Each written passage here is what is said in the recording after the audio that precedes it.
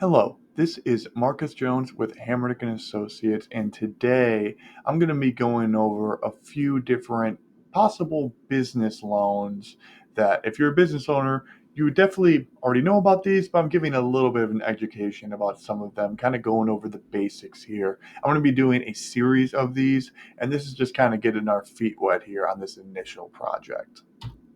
So, some of the financing options that we can help broker are term loans, SBA loans, lines of credit, equipment leasing, invoice factoring, and securities lending. Now, some of these kind of fit in it with each other, but as a concept, we're just going to go over each one.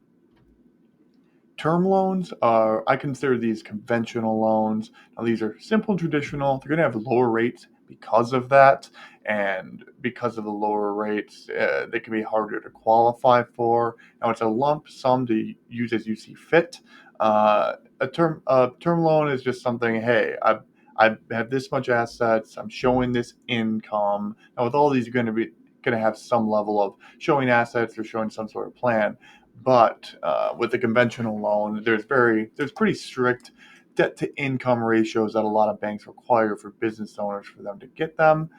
You might require some collateral, maybe it's a personal guarantee, something like that. Maybe a business guarantee, maybe collateral against a piece of property. But all that stuff will help you get a lower rate.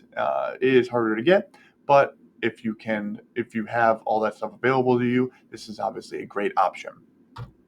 Now, SBA loans are traditionally just term loans, types of term loans. Now, these are backed by the Small Business Administration, which makes them less risky for banks, right?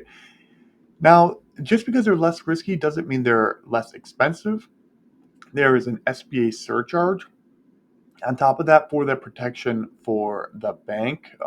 So it is going to be a little more expensive for you interest rate wise, but these are a little bit easier to qualify for income collateral wise because they're banked by the SBA. Now, the application process does take a little bit longer, a lot of documentation around it.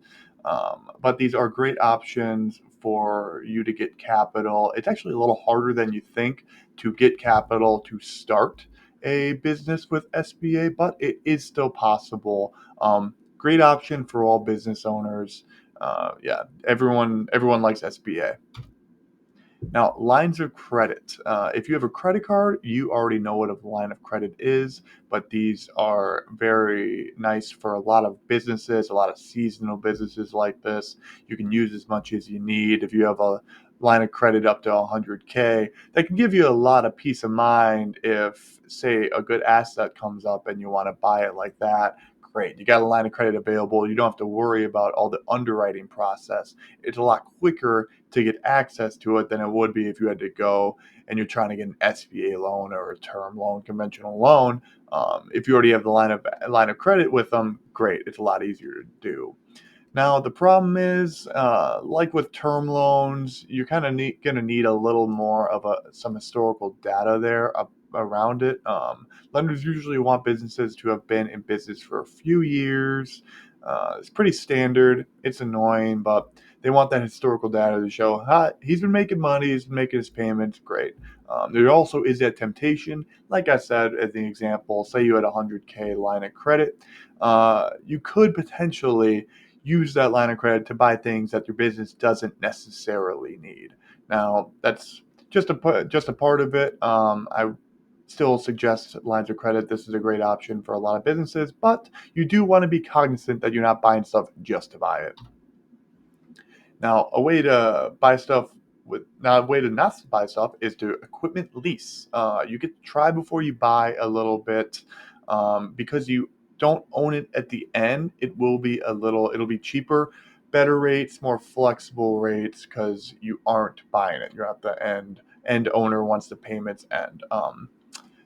You avoid some large cash flow issues from a large purchase, but like I said, you don't own the equipment. That still could be fine. You can lease something and use it over the course of 5 years and still make plenty of money, whatever the term is. And there also is, for the most part, no early prepayments. The schedule is the schedule, but equipment leasing can be a great option for a lot of business owners out there.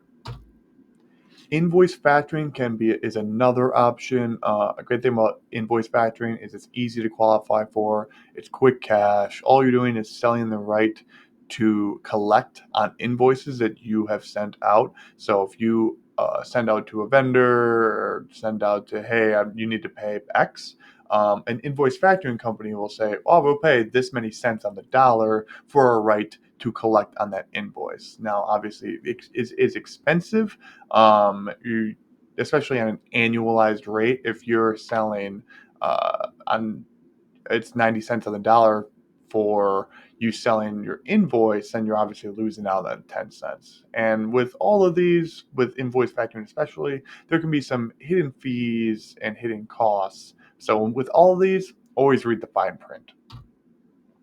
And the last one we're going to talk about today is securities financing. Now, the great thing about this, another one easy to qualify for. Securities financing is when you loan against your securities, stocks, bonds, whatever. A lot of times, people think of securities financing as using margin to buy more stocks or bonds, but you can take the money out. So if you have $100,000 worth of stocks and bonds, you can loan against that and access funding without a taxable event. Otherwise, you would have had to sell your Apple stock or whatever, which then you are taxed on.